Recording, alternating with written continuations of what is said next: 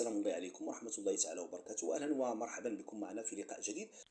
لقاء اللي غادي نبقاو فيه مع واحد الصورة يمكن للكل، وأثارت انتباه مجموعة من جماهير الوداد، وحتى من بعض الصحفيين أو بعض المحللين اللي منهم الأخ زمان، واللي كان قال بأن الصورة يمكن كانت مستفزة بين قوسين لجماهير الوداد بعد التعادل هنا مدينة الدار البيضاء. ونسى الناس ديال القناة الرياضية بأن مع الخبرة ديالهم بأن مقابلة لا ما يمكنش نعلق عليها، وهي كاينه مقابله الاياب. وشيء اخر ان مقابله 0-0 لا تعني انك انهزمتي، بالعكس، واخا تنهزم كاع وانت عندك لقاء اخر فمن حقك يبقى عندك الامل، سيرتو لك انت قناه وطنيه، وقناه اللي يمكن غادي تكون او غتشجع الفريق المغربي اللي يمثل الرايه المغربيه ويمثل المغرب. وبالتالي كان من غير طبيعي ومن غير المنطقي ان تحط صوره بحال هذيك في الوقت اللي كان يمكن دار الصوره ديال باش كانوا اللاعبين خارجين والجماهير كتحيي فيهم، ويكون تعليق ديال ان شاء الله النهايه بجنوب افريقيا او الرد بجنوب افريقيا، او اي شيء اخر اللي يمكن يزيد او يشحذ الهمم ديال اللاعبين اكثر من انك دير صوره محبطه كما اعتبروها الجماهير، اللي كانت في حد ذاتها كما قلنا صوره ما المعنى ديالها هو الخروج مبكرا، او انك تصدمتي.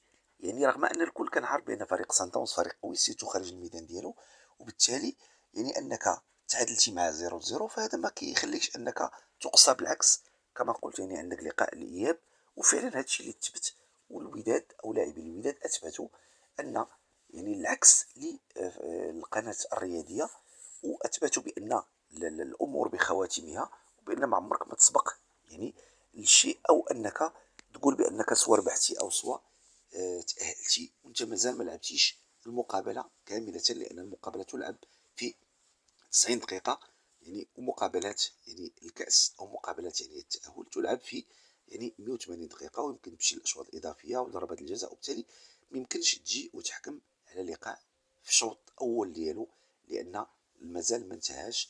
فكنظن هذا ميساج اللي كان غيكون واضح ويوصل، فلان التراكمات باش نكون واضحين، لان القناه مع الاسف دارت تراكمات مع جماهير الوداد اللي اصلا غاضبه على مجموعه من الاشياء، وكتزيد تبين. يمكن حنا بلادنا باش نكون واضحين راه ماشي القناه كامله، ولكن كاين بعض اللي كيستغل الدور ديالو او العمل ديالو، وكيدوز شي اشياء بحال هذا الشكل اللي اقل ما يقال عليها بانها كما قلت ما كانش خصها تكون، ولو تكون بحسن نيه.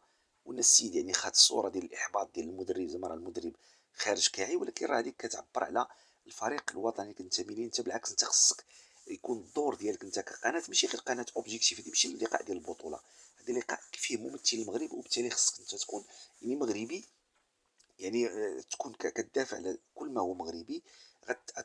غتعامل بالعاطفه ديالك، لانك انت ماشي بين سبور متفقين. الى حطت ديك الصوره جات مع لانها قناه ناقله وقناه محايده، اما انت فقناه وطنيه، وقناه اللي كتستافد اولا من بلوغ الوداد ومن بقاء الوداد في عصبه الابطال. استودعكم الله، السلام عليكم ورحمه الله تعالى وبركاته.